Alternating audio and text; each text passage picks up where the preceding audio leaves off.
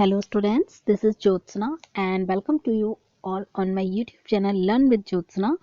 स्वागत है आप सभी का मेरे YouTube चैनल पर, जिसमें आज की क्लास जो होगी वो हिंदी की होगी और हिंदी में एक इम्पोर्टेंट टॉपिक को हम डिस्कस करने वाले हैं जिसका नाम है क्रिया। तो क्रिया टॉपिक को आज हम डिस्कस करेंगे और वीडियो को लास्ट तक देखें, स्किप ना करें और अगर वीडियो अच्छी लगे तो लाइक जरूर करें और शेयर जरूर करें। चलिए स्टार्ट करते हैं और चैनल पर नए हैं तो सब्सक्राइब जरूर कर लें। तो स्टार्ट करते हैं। क्रिया, क्रिया का मतलब होता है किसी कार्य का करना या होना। ये तो हो गई संक्षिप्त आपके सामने एक डेफिनेशन। अगर हम विस्तृत में कहें तो किसी भी एक्टिविटी का होना, किसी भी काम का होना, किसी भी एक्शन का होना क्रिया कहलाएगा, है ना। तो हम कह सकते हैं कि किसी भी कार्य को आप करें, कोई भी एक्टिविटी आपके द्वारा की जाए, कोई भी मूवमेंट आपके द्वारा किया जा रहा, तो वो सारा क्या हो जाएगा, वो सारा आपका क्रिया हो जाएगी। तो किसी कार्य का करना या होना क्रिया कहलाता है। ये तो हुई क्रिया की परिभाषा। अब यहाँ आपको देखना है कि क्रिया के टाइप से बहुत सारे क्वेश्चंस बनते हैं। क्रिया के टाइप से बहुत सारे क्वेश्चंस बनते हैं। तो यहाँ पे हम सबसे पहले देखते हैं, तो हम सबको डिटेल में पढ़ेंगे। सबसे पहले हम देखते हैं कर्म के आधार पर यानी ऑब्जेक्ट के आधार पर क्रिया। तो कर्म के आधार पर क्रिया कितने के प्रकार की हो जाएगी, आपकी 2 प्रकार की होगी। इसी को कहेंगे आप लोग रचना के आधार पर क्रिया। तो आपको ये सभी को पता होगा कि सकर्मक और अकर्मक। अब यहाँ पर कर्म या रचना के आधार पर 2 प्रकार की क्रिया हो गई, सकर्मक और अकर्मक। अब सकर्मक कौन सी होगी, सकर्म, जिसमें क्या हो, कर्म हो। सकर्मक का मतलब होगा जिसके साथ क्या हो, कर्म हो, वो हो जाएगी आपकी सकर्मक। लेकिन अकर्मक, अ मतलब जिसके साथ कर्म नहीं हो, तो वो आपकी हो जाएगी अकर्मक। तो कर्म का मतलब सभी जानते हैं, इंग्लिश में बोलते हैं इसे ऑब्जेक्ट। ठीक है, एक सब्जेक्ट होता है, दूसरा ऑब्जेक्ट होता है। तो आगे देखते हैं। चलिए, तो अब हम लोग एक एक करके समझते हैं सकर्मक क्या होगा। पहली बात, सकर्मक की अगर हम डेफिनेशन देखें तो जिस क्रिया में कर्म होता है, क्रिया का फल, प्रभाव, परिणाम, है ना।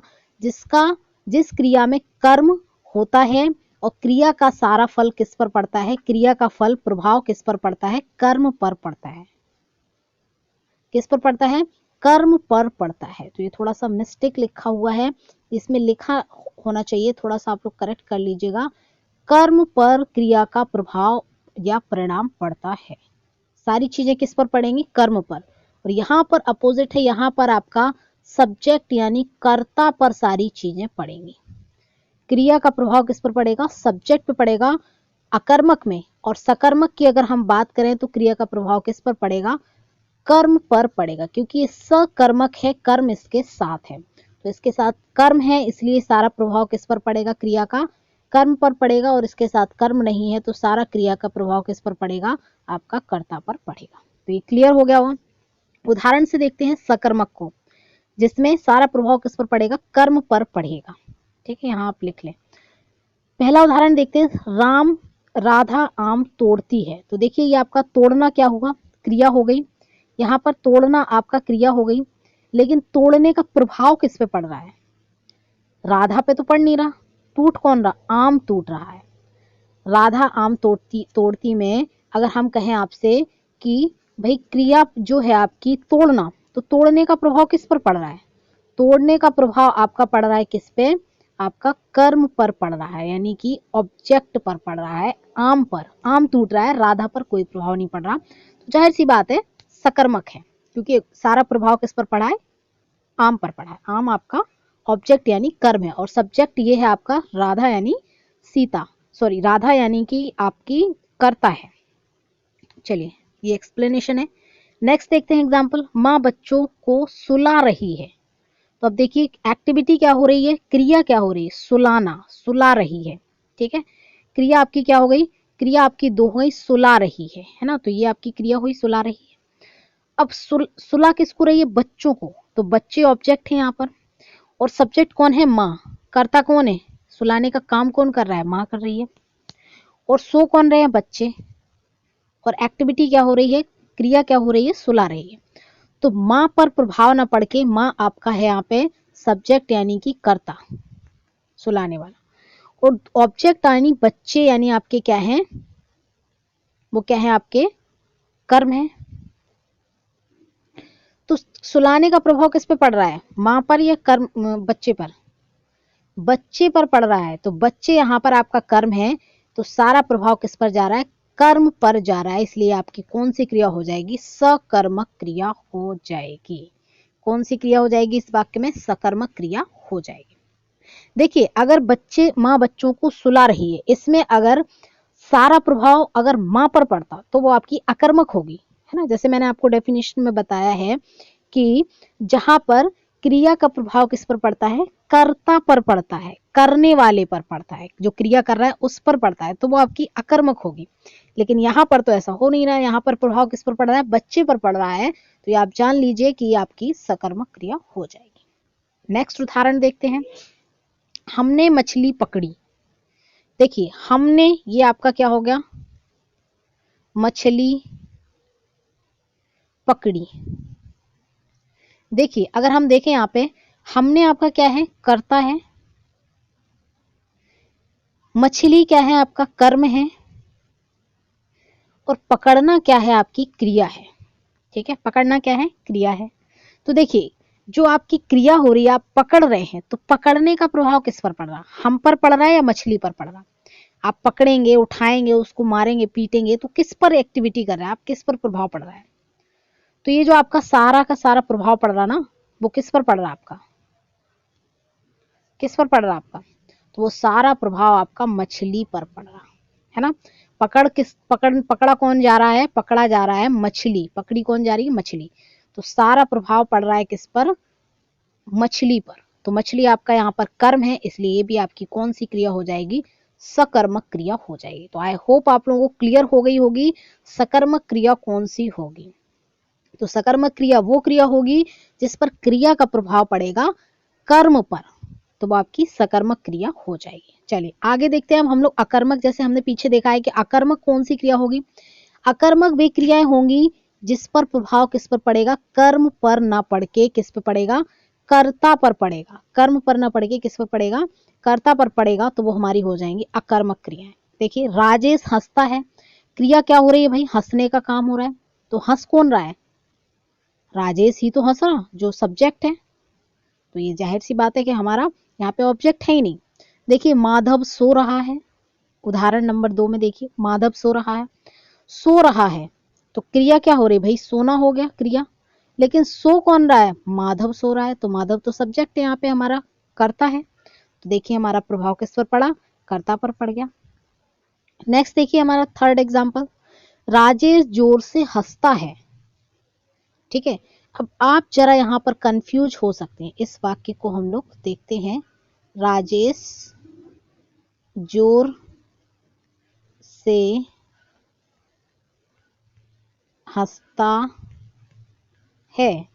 देखिए, अगर हम यहाँ बात करें क्रिया की आपकी, तो क्रिया कौन सी हो रही है, अगर हम यहाँ क्रिया की बात करें तो क्रिया कौन सी हो रही है हमारी, क्रिया तो हो रही हंसना। ठीक है, लेकिन हंस कौन रहा, तो ये बात आपको पता चल गई कि हंसने का प्रभाव राजेश पर पड़ रहा, राजेश हंस रहा। लेकिन आप ये बिल्कुल कंफ्यूज ना हो, ये जोर से होना ये क्या है आपका, ये आपकी विशेषता बता रहा, किसकी, किसकी विशेषता बता रहा, हंसने की विशेषता बता रहा है आपकी। हंस रहा, कैसे हंस रहा, तो ये आपका गलत लिख गया यहाँ पर एडजेक्टिव, ये आपका एडजेक्टिव नहीं है, जबकि क्या है आपका क्रिया विशेषण है। क्या है, क्रिया विशेषण है, क्योंकि ये क्रिया की विशेषता बता रहा है यहाँ पे। हंस रहा, कैसे हंस रहा, ना धीमे धीमे हंस रहा, तेज तेज हंस रहा, कि जोर जोर से हंस रहा, कि दांत दिखा के हंस रहा, कैसे हंस रहा, तो ये क्रिया की विशेषता बता रहा है। आपका क्रिया विशेषण रहेगा यहाँ पर, ये जोर से, ये जोर से आपका यहाँ पर क्या है, जोर से आपका यहाँ पर क्रिया विशेषण हो जाएगा। ये आप याद रखेंगे। तो यहाँ पर क्लियर है, ये आपका क्रिया है और क्रिया का प्रभाव राजेश पर पड़ रहा, तो ये आपका क्या हो गया भाई, अकर्मक क्रिया हो गई। नेक्स्ट एग्जांपल देखिए, रवि बिस्तर पर सो रहा है। तो देखिए, सो रहा ये तो हो गई इसकी क्रिया, लेकिन किस पर सो रहा है, कौन सो रहा है ये बताइए, बिस्तर पर। ये तो देखिए एक तरीके का क्लियरिटी दे रहा है, बिस्तर पर। ठीक है, तो कौन कर रहा है एक्टिविटी सोने की, रवि कर रहा, तो ये भी जाहिर है कि आपकी क्रिया पर, क्रिया का प्रभाव सब्जेक्ट यानी कर्ता पर पड़ रहा है। ये थोड़ा मैंने इंग्लिश में लिख रखा है, अंडरस्टैंडिंग की वजह से मुझे ऐसा ठीक लगा था, तो मैंने इस तरीके से लिख रखा है। आप लोग चाहे तो इसे हिंदी में भी लिख सकते हैं। सब्जेक्ट यानी कर्ता होगा, वर्ब यानी क्रिया। हम थोड़ा इंग्लिश से रिलेट करके समझेंगे तो चीजें और भी ज्यादा क्लियर होंगी।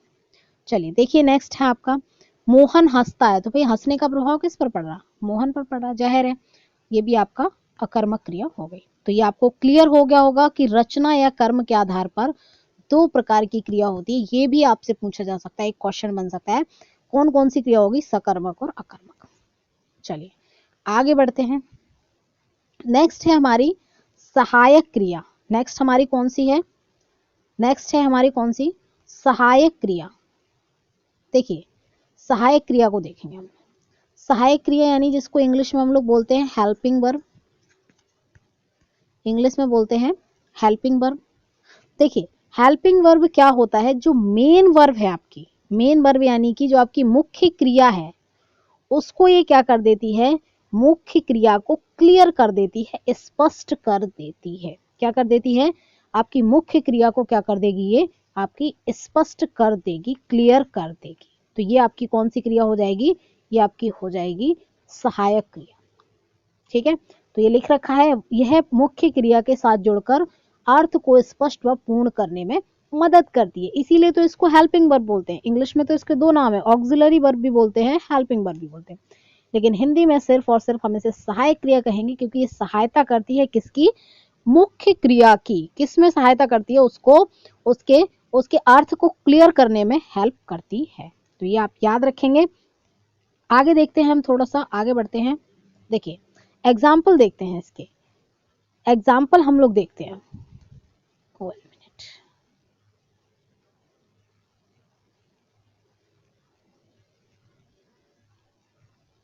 चलिए अब हम लोग सहायक क्रिया के एग्जाम्पल देखते हैं। एग्जाम्पल है, वह अब तो लिख चुका होगा। देखिए वह आपका हो गया यहाँ पे कर्ता, ठीक है, लिखना क्या हो गई, आपकी मुख्य क्रिया हो गई।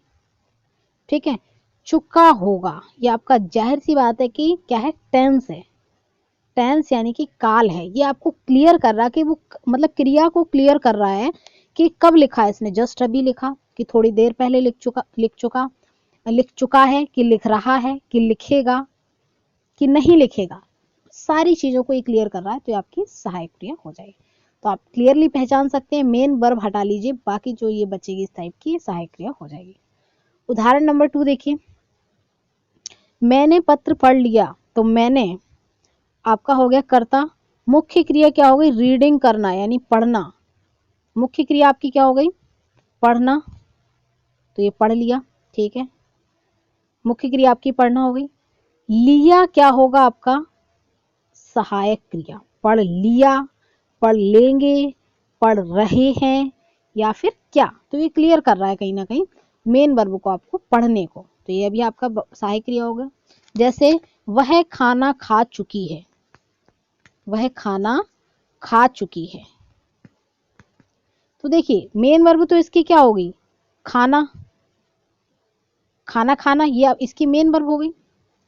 लेकिन खाना खा चुकी है जो इसमें लगा है, तो वो क्या हो जाएगा, चुकी है क्या हो जाएगा, चुकी है क्या हो जाएगी, सहायक क्रिया हो जाएगी। ऐसे हम लोग और एग्जाम्पल भी देख सकते हैं इसके, इसी तरीके के, जिससे और भी क्लियर होगा। वह नाच रही होगी। देखिए अब यहां पर अगर हम कोशिश करें जानने की, तो नाचना ये आपकी क्या हो गई, नाच, ये हो गई आपकी क्या, मेन वर्ब, और रही होगी ये हो गई आपकी सहायक क्रिया। मेन वर्ब क्या हो गई आपकी, नाच। ठीक है, नाचना मेन वर्ब हो गई आपकी, डांस करना। लेकिन यहाँ पर हेल्पिंग वर्ब की अगर हम बात करें, तो रही होगी आपकी हेल्पिंग वर्ब हो जाएगी। आई होप आप लोगों को क्लियर हो गई होगी यहाँ पे। ठीक है, चलिए आगे बढ़ते हैं। स्त्री रोती होगी। तो देखिए जरा, रोना क्या हो गया आपका, मेन वर्ब हो गया भैया, रोना क्या हो गया, मेन वर्ब हो गया। रोती होगी क्या हो गया, होगी ये क्लियर कर रहा कि रो रही है, या रोती है, या फिर रोएगी, क्या है। तो ये चीज क्लियर कर दी इसने, होगी ने। तो ये आपकी क्या हो गई, सहायक क्रिया हो गई।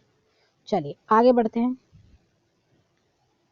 तो आई होप ये आप लोगों को हेल्पिंग वर्ब क्लियर हो गई होगी। चलिए नेक्स्ट है आपका अनुकरणात्मक क्रिया। नेक्स्ट क्या है आपका अनुकरणात्मक क्रिया।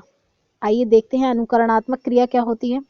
अनुकरणात्मक क्रिया वो क्रिया होती है, ये क्रिया देखते हैं। अनुकरणात्मक क्रिया ये किसी ध्वनि का अनुकरण करने से बनती है, अर्थात ये किसी ध्वनि के प्रभाव से बनती है। तो जहां भी आपको कोई साउंड की बात आ जाए, खटखटाना, भिनभिनाना, खिनखिनाना, और हो सकते हैं आपके भिनभिनाना हुआ, और आपका हुआ मरमरिंग करना, या फिर आपका फुसफुसाना हुआ, इस तरीके की जितनी भी क्रियाएं होंगी वो सभी आपकी कौन सी क्रियाएं हो जाएंगी अनुकरणात्मक। मोस्ट इंपॉर्टेंट टॉपिक है, 2 नंबर या 1 नंबर आपका यहाँ से बिल्कुल पक्का है। और वीडियो आपको पसंद आ रही है, समझ में आ रही है, तो प्लीज प्लीज लाइक करें, शेयर जरूर करें वीडियो को शेयर करना आप लोग बिल्कुल ना भूलें। तो यहाँ पे देखिए अनुकरणात्मक कौन सी क्रिया हो जाएगी, वो क्रिया जिसमें कहीं ना कहीं साउंड हो, है ना, किसी साउंड की बात हो रही हो, ये ध्वनि से ही एक्चुअली बनती है। उदाहरण देख लें, रमेश दरवाजा खटखटा रहा, बिल्कुल खटखटा, ये आ गई आपकी अनुकरणात्मक। मक्खियां भिन भिना, देखिए भिन भिना, ये आपकी साउंड आ गया, क्लियर होगा। नेक्स्ट देखिए ये कुछ बन सकते हैं, सर सर सरसनाना हो सकता है, भिन भिन भिन भिनाना, टन टन टनटनाना हो सकता है, हिन हिनाना हो सकता है, टिमटिमाना। ये सभी आपकी कौन सी हैं अनुकरणात्मक क्रिया है। कौन सी हैं अनुकरणात्मक क्रिया है। तो ये आप याद रखेंगे, इंपॉर्टेंट रहेगा। चलिए आगे बढ़ते हैं। नेक्स्ट नाम धातु क्रिया, दूसरा प्रकार अब हम डिस्कस करेंगे नाम धातु क्रिया, जिसे क्या कहते हैं हम लोग नाम धातु क्रिया कहते हैं। चलिए नाम धातु क्रिया को देखते हैं।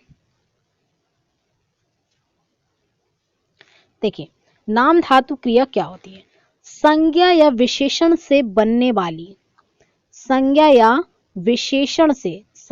विशेषण से बनने वाली क्रिया नाम धातु क्रिया कहलाती है।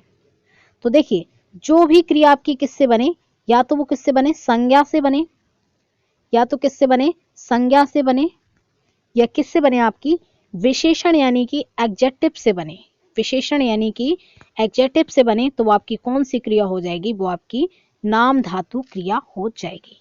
जैसे आपकी यहाँ पर देखिए गली, गली आपका क्या है एक संज्ञा है, संज्ञा से आपकी एक क्रिया बन गई गलियारा, है ना। नेक्स्ट है आपका बात, बात ये भी आपका क्या है आपका बात, ये आपकी संज्ञा है, इससे आपकी एक क्रिया बन गई बतियाना। चिकना ये क्या है भाई एडजेक्टिव है, विशेषता है, कोई भी चीज चिकनी है या फिर खुरदरी है, ये विशेषता हो गई कहीं ना कहीं, तो विशेषता से आपकी क्रिया बन गई चिकनाना। ठंडा ये भी भाई विशेषता है, गर्म है, ठंडा है, कैसा है, कड़वा है, बड़वा, तो ये आपकी विशेषता, इससे बन गई आपकी ठंडाना। तो ये आपकी क्रिया इस तरीके से बनेगी। मतलब आपको ये याद रखना है कि संज्ञा व विशेषण से जो भी क्रियाएं बन जाएंगी वो सारी कौन सी होंगी नाम धातु क्रिया हो जाएंगी।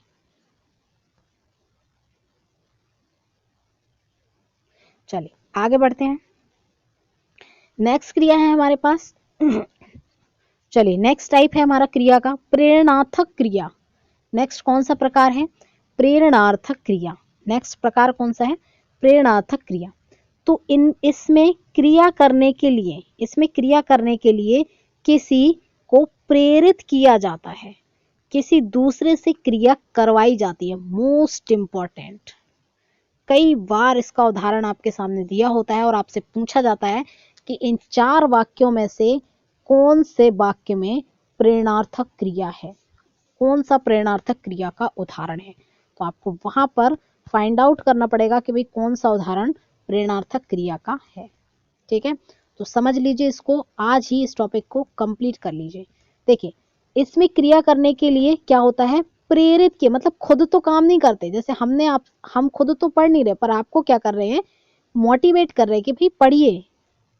खैर टीचर्स लोग तो पढ़ते ही हैं, तभी तो वो मतलब हमेशा क्या रहते हैं एक तरीके से कहीं ना कहीं उनकी लाइफ लॉन्ग स्टडी चलती रहती है, तभी तो वो पढ़ा पाते हैं और अवेयर रह पाते हैं, है ना। तो यहाँ पे आपको क्या बताया गया कि प्रेरणार्थक क्रिया वो क्रिया होती है जिसमें क्या होगा कि भाई आपको क्रिया करने के लिए क्या करा जाएगा मोटिवेट करा जाएगा। क्या करा जाएगा क्रिया करने के लिए आपको मोटिवेट करा जाएगा। तो ये आप याद रखेंगे, इसमें क्रिया करने के लिए आपको मोटिवेट किया जाएगा, है ना, प्रेरित किया जाएगा। जैसे उदाहरण देखें जरा, ये क्रिया सकर्मक अकर्मक दोनों हो सकती है, मतलब कर्म के साथ भी हो सकती है, कर्ता के साथ भी हो सकती है। उदाहरण, वह खाना बनवाती है। देखिए भैया, खुद बना तो ये रही नहीं है, क्या कर रही है, बनवा रही है, दूसरे को मोटिवेट कर रही है कि ये डिश बनाओ, देखो यूट्यूब पे ये वाली देख के बनाओ। तो ये क्या कर रही है, दूसरे को प्रेरित कर रही, बनवा रही है उससे, खुद तो बैठी है कुर्सी पे। तो कहीं ना कहीं ये कौन सी होगी, प्रेरणार्थक होगी।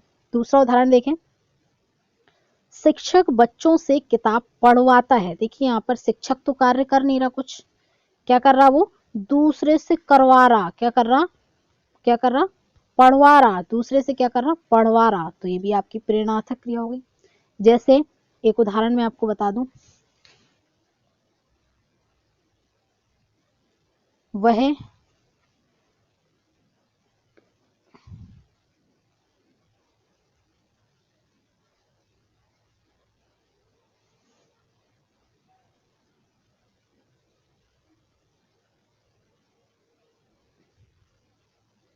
सिलाई करवाती है।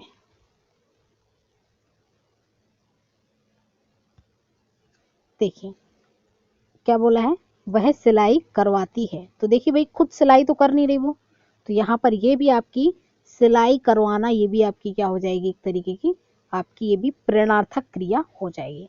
किताब पढ़वाती है, खाना बनवाती है, पानी भरवाती है ना, पानी भरवाती है, या फिर क्या, सफाई करवाती है। तो इस तरीके की चीजें क्या हो जाएंगी, सारी आपकी प्रेरणार्थक क्रिया के उदाहरण हो जाएंगे, है ना। आप लोग भी कमेंट सेक्शन में मुझे उदाहरण बताइएगा और भी क्लियर हो जाएगा, है ना। चलिए आगे बढ़ते हैं थोड़ा सा। देखिए, ये मुझे आपको बहुत स्टार्टिंग में पढ़ाना था, ये भी बहुत महत्वपूर्ण बात है आप लोगों के लिए कि धातु क्या होती है।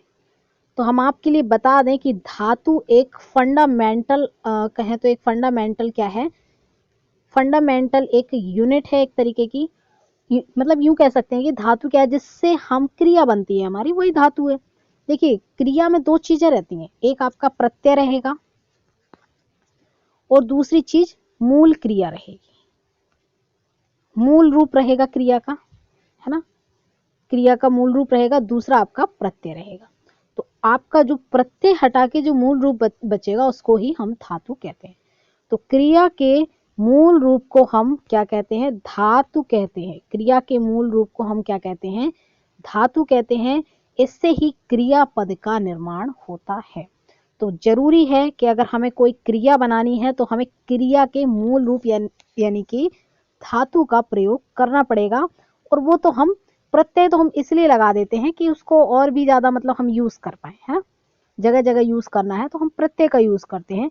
लेकिन मेन रूप इसका क्या है, धातु ही है। तो क्रिया के मूल रूप को क्या कहते हैं, हम धातु कहते हैं, कि आप याद रखेंगे। चलिए आगे बढ़ते हैं, उदाहरण देख लेते हैं। चलिए उदाहरण देखते हैं।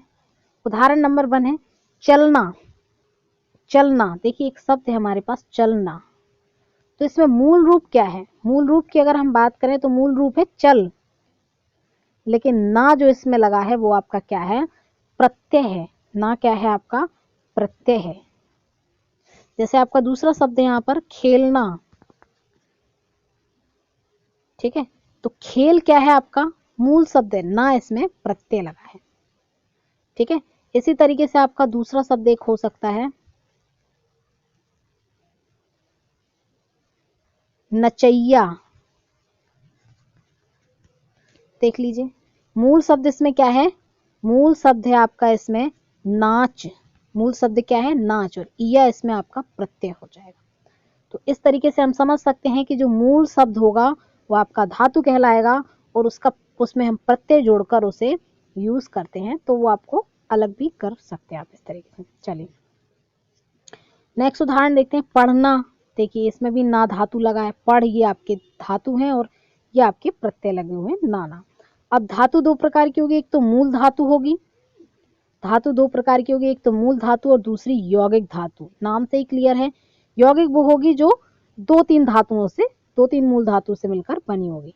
लेकिन यहाँ पर अगर हम बात करें मूल धातु तो ये आपकी मूल शब्द पर निर्भर करेगी। देखते हैं इसको डिटेल में पढ़ते हैं। चलिए देखिए, धातु दो प्रकार की होगी, ये आप याद रखेंगे।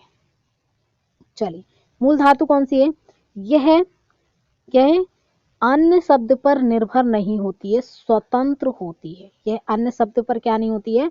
निर्भर नहीं होती है, जबकि क्या होती है? स्वतंत्र ये होती है। जैसे जा, जैसे हो गई आपकी जा, खा, पी, रह, ठीक है।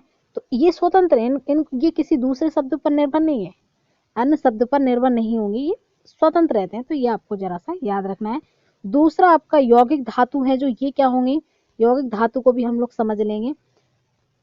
यौगिक धातु मूल रूप में प्रत्यय लगाकर कई धातुओं, मूल रूप में प्रत्यय लगाकर कई धातुओं को संयुक्त करके या फिर संज्ञा विशेषण में प्रत्यय लगाकर बनाई जाती है। जाहिर सी बात है, इसमें क्या होगा?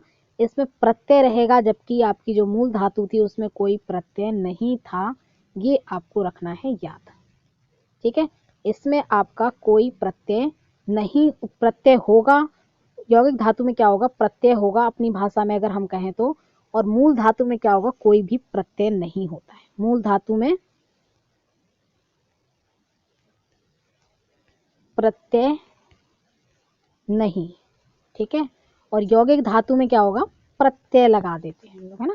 जैसे चलना, खाना, पीना, ना लग गया, नचैया, खिलैया, खिलाड़ी, ई लगा दिया हमने प्रत्यय, है ना। और आपका बहुत सारी क्रियाएं ऐसी हो सकती हैं, है ना। तो ये सारे आपके जिनमें प्रत्यय लग जाएंगे तो वो आपकी क्या हो जाएंगी? जिनमें प्रत्यय लगे होंगे वो क्या होंगे? आपकी यौगिक हो जाएंगे। यौगिक में क्या होगा? आपका प्रत्यय होगा। तो ये आपको याद रखो। और जबकि इसमें प्रत्यय नहीं होगा, तो ये आप याद रखें। तो क्लियर हो रहा है आप लोगों को? कमेंट करते रहें कि आपको वीडियो कैसी लग रही है, कुछ समझ आ रहा, अच्छा लग रहा। कमेंट जरूर करें आप लोग। कमेंट आप लोग नहीं करते हैं वीडियो पर, तो इसलिए मैं भी कई बार डिमोटिवेट हो जाती हूँ। चाहती हूँ कि आप लोग कमेंट करें और बताएं मुझे कि आप लोग किस तरीके की कंटेंट चाहते हैं। चलिए, तो पूर्वकालिक क्रिया देखते हैं। इसमें कर्ता एक क्रिया को समाप्त कर दूसरी क्रिया करना प्रारंभ कर देता है। देखिए, पूर्वकालिक most important, again most important क्रिया। पूर्वकालिक क्रिया कौन सी होगी? जिसमें आपने एक काम को खत्म कर दिया, पूरी तरह से हो गया खत्म, अब आ गए हम दूसरे काम पर। जैसे उदाहरण में आपको बताऊं, मैं खाना बनाकर स्कूल जाती हूँ। तो मैंने पहले क्या कर दिया भाई? एक काम तो मैंने खत्म कर दिया कि खाना बना लिया।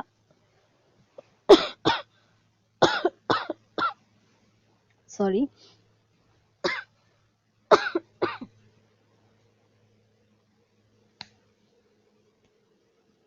तो मैंने यहाँ पे एक काम तो खत्म कर दिया कि खाना बना लिया, फिर मैं स्कूल जा रही हूँ। तो मैंने यहाँ पे क्या की? इसमें से जो हमारी पहले वाली क्रिया है खाना बनाना, क्योंकि मैंने क्या बोला?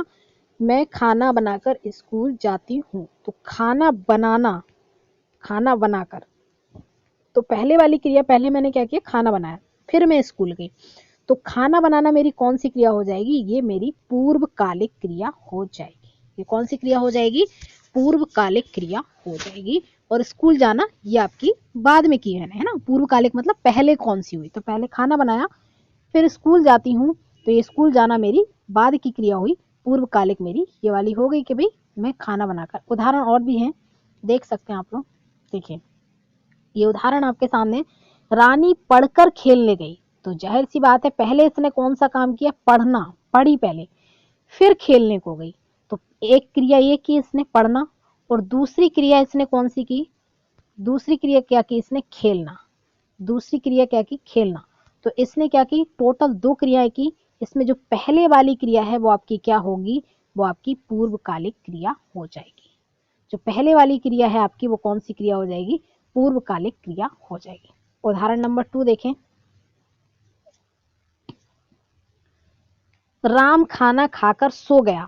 तो इसमें अगेन फिर दो क्रियाएं हो रही। पहली क्रिया आपकी कौन सी हुई? खाना खाना। पहली क्रिया कौन सी हुई? देखिए पहली क्रिया हुई आपकी खाना खाना, नंबर 1 क्रिया हो गई आपकी, ठीक है। फिर आपकी यहाँ पर एक मिनट,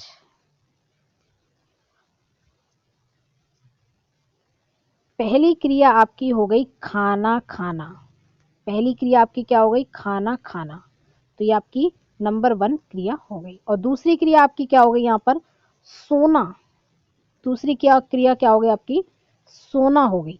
तो यहाँ पर जो पहले वाली क्रिया है वो आपकी क्या होगी पूर्वकालिक क्रिया हो जाएगी, पहले वाली क्रिया क्या हो जाएगी पूर्वकालिक क्रिया हो जाएगी। चलिए नेक्स्ट उदाहरण देखते हैं, थर्ड नंबर उदाहरण देखते हैं।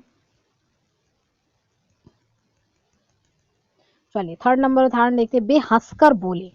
तो पहले क्या काम किया इन्होंने भाई, पहले तो ये हंसे, पहले क्या काम किया हंसे, और फिर दूसरा क्या काम किया ये बोले।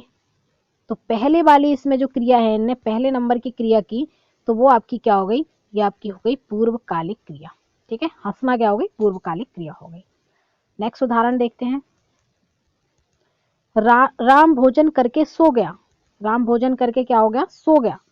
तो पहले क्या किया इसने भोजन किया, पहले नंबर क्या किया इसने भोजन किया, और फिर दूसरा काम इसने क्या किया, दूसरा काम इसने किया कि ये सो गया, दूसरा काम क्या किया कि सो गया। तो आपकी जो पहले वाली क्रिया है ये पूर्वकालिक क्रिया होगी, जबकि ये आपकी बाद वाली क्रिया होगी। तो ये आप बता देंगे आसानी से, आगे बढ़ते हैं। चलिए नेक्स्ट है हमारी संयुक्त क्रिया।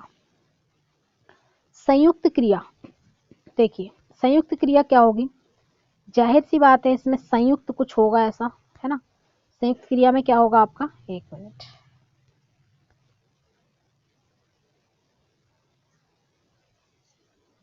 चलिए नेक्स्ट है हमारी संयुक्त क्रिया। संयुक्त क्रिया जब एक ही कर्ता के साथ दो क्रियाएं प्रयोग हो रही हैं, कर्ता एक ही है लेकिन क्रियाएं क्या हो रही हैं दो प्रयोग हो रही हैं, तो उन्हें हम संयुक्त क्रियाएं कहते हैं। ये भी आपका इंपॉर्टेंट रहेगा, पूछा गया है। जो मैंने इंपॉर्टेंट बताया है वो तो आपको जरूर से जरूर याद रखने हैं। संयुक्त क्रिया क्या होगी, जब एक ही कर्ता के साथ दो क्रियाएं प्रयोग होती हैं तो उन्हें संयुक्त क्रिया कहते हैं। यानी कर्ता आपका सब्जेक्ट करने वाला एक ही है, जबकि क्रियाएं कितनी कर रहा है दो क्रियाएं कर रहा है, ठीक है। क्रियाएं कितनी जुड़ी हैं उसके साथ दो जुड़ी हैं। उदाहरण देखते हैं, उदाहरण है आपका रश्मि हंसने लगी। उदाहरण क्या है रश्मि हंसने लगी। तो रश्मि ने पहला काम क्या किया, पहला काम तो रश्मि ने ये किया कि वो हंसने लगी, पहला काम क्या है हंसना, और दूसरा काम क्या है लगी, रंजक क्रिया इसको कहेंगे, रंजक यानी हेल्पिंग वर्ब, वही बात है, थोड़ी सी सेम है, हेल्पिंग वर्ब की तरह ही है। मेन वर्ब वो हेल्पिंग वर्ब का रोल है, इस तरीके से आप याद रखेंगे। दूसरा उदाहरण देख लीजिए, उदाहरण नंबर 2 देख लीजिए, उसने किताब उठा ली, उसने किताब उठा ली। तो पहला उठाना और दूसरा ली, है ना, तो दो क्रियाएं हो गई आपकी। नेक्स्ट उदाहरण देखें, मैंने पत्र लिख डाला। तो पहली क्रिया आपकी क्या हो गई, पहला आपका क्या हुआ, पहला काम आपका लिखना, पहला काम क्या कर रखा आपने लिख लिया, और दूसरा काम आपने डाल दिया लिखकर, दूसरा काम क्या कर दिया आपने लिखकर डाल दिया। तो ये आपने दो दो क्रियाएं की, ये सारी की सारी आपकी किसके उदाहरण है संयुक्त क्रिया के उदाहरण है। किसके उदाहरण है संयुक्त क्रिया के उदाहरण है। तो ये आप याद रखेंगे, आई होप कि आप लोगों को क्लियर हो रही हो। चलिए आगे बढ़ते हैं। देखिए फाइनली आपको बताया गया कि एक और तरीका है सकर्मक और अकर्मक क्रिया को पहचानने का। तो यहाँ पर क्रिया के जो आपके जितने भी टाइप थे वो सारे मैंने यहाँ पर डिस्कस कर लिए हैं। और अब हम देखते हैं कि सकर्मक और अकर्मक क्रिया को आप दूसरे तरीके से भी पहचान सकते। एक तो तरीका मैंने बताया था कि अगर जिसमें कर्म होगा, सारी एक्टिविटी कर्म पर डिपेंड कर रही होंगी तो वो आपकी होगी सकर्मक, और जिसमें सारी एक्टिविटी किस पर हो रही होंगी, सारी क्रियाएं सब्जेक्ट यानी कर्ता पर हो रही होंगी तो आपकी अकर्मक हो जाएगी। लेकिन दूसरा भी तरीका हमारे पास ये है कि सकर्मक और अकर्मक क्रिया को आप कैसे पहचान सकते हैं। तो सकर्मक अकर्मक क्रिया को पहचानने के लिए आप क्या कर सकते हैं, इसके लिए आपको ये करना है कि जो आपका कर्ता है क्या और किसको से प्रश्न करके हम पहचान सकते हैं। यदि उत्तर मिल जाता है तो सकर्मक क्रिया है। यदि उत्तर नहीं मिलता है तो अकर्मक क्रिया है। ठीक है, क्या करेंगे हम, क्या और किसको, क्या और किसको से प्रश्न करेंगे, किससे, क्रिया से करेंगे। किससे करेंगे हम प्रश्न, याद रखें प्रश्न करने का तरीका क्या किसको, क्या और किसको को कर्ता व कर्म के बीच में रखते हैं। देखिए जैसे उदाहरण है हमारा, उदाहरण है राजेश हंसता है, तो हमने कैसे इसको रखेंगे, राजेश और हंसना दोनों के बीच में हम क्या या किसको को रखेंगे। क्या और किसको को किसके बीच में रखेंगे, क्रिया और कर्म के बीच में। ये पॉइंट आप याद रखेंगे। बहुत से विद्यार्थी हैं जो ये समझ नहीं पाते हैं कि हम कैसे प्रश्न करेंगे क्या और किसको से, और हम मतलब कैसे डिसाइड कर पाएंगे कि ये सकर्मक है या अकर्मक। तो इस स्थिति में हम क्या करेंगे कि जो हमारा क्वेश्चन करने का तरीका होगा, हम क्या करेंगे, क्या या किसको को किसके बीच में रखेंगे, कर्म कर्ता यानी सब्जेक्ट और दूसरा आपका, दूसरा क्या आपका, दूसरा आपका कर्म यानी ऑब्जेक्ट के बीच में रखेंगे, है ना, सब्जेक्ट और ऑब्जेक्ट के बीच में रखेंगे। तो जैसे मैंने कहा राजेश किसको हंसता है, या फिर राजेश क्या हंसता है ना। तो यहाँ पर कोई उत्तर नहीं मिला हमें, तो हमारी अकर्मक क्रिया हो जाएगी। और अगर उत्तर मिलता है तो कौन सी होगी, सकर्मक क्रिया हो जाएगी। उत्तर मिलेगा तो कौन सी हो जाएगी, सकर्मक क्रिया हो जाएगी। चलिए नेक्स्ट उदाहरण और भी देख सकते हैं हम लोग। माँ बच्चे को पीट रही है। दूसरा उदाहरण देखिए, माँ बच्चे को क्या कर रही है, पीट रही है। माँ बच्चे को पीट रही है।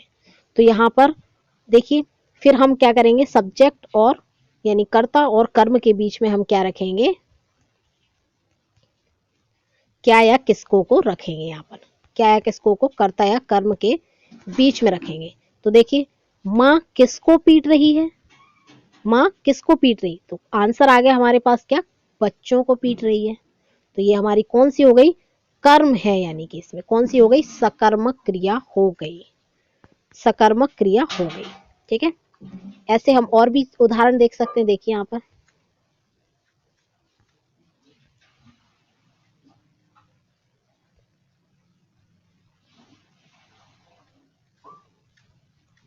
यानी सब्जेक्ट के जस्ट बाद हमें क्या या किसको को रखना है। देखिए माधव सो रहा है, माधव क्या सो रहा है, तो आंसर मिला क्या, नहीं मिला। राजेश जोर से हंस रहा, राजेश जोर से क्या हंस रहा है, नहीं आंसर मिला। या हमने कहा राजेश, राजेश किसको हंस रहा है, तो भी आंसर नहीं मिला।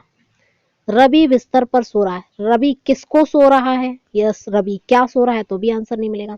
जबकि हम कहें राधा क्या तोड़ती है, तो आंसर फटाफट आ गया है हमारा कि राधा क्या तोड़ती है, कि राधा आपका क्या तोड़ती है, राधा आपकी आम तोड़ती है। आंसर मिल गया आपको,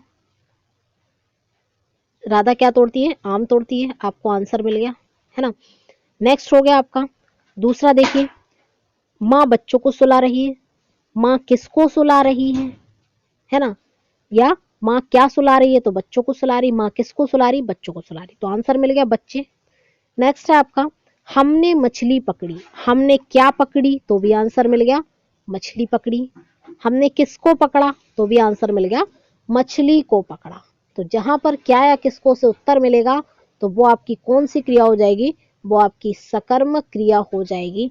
जबकि जहां पर क्या या किसको से उत्तर नहीं मिलेगा वो आपकी अकर्मक क्रिया के उदाहरण होंगे। तो ये भी एक आसान तरीका है, पहचान सकते हैं। तो आप लोगों को ये क्लास कैसी लगी कमेंट सेक्शन में ज़रूर बताएं, और ये वीडियो आपको अच्छी लगी है तो चैनल को सब्सक्राइब जरूर कर लें और वीडियो को लाइक करें, हो सके तो जितना भी आप कर सकते हैं शेयर करें। धन्यवाद।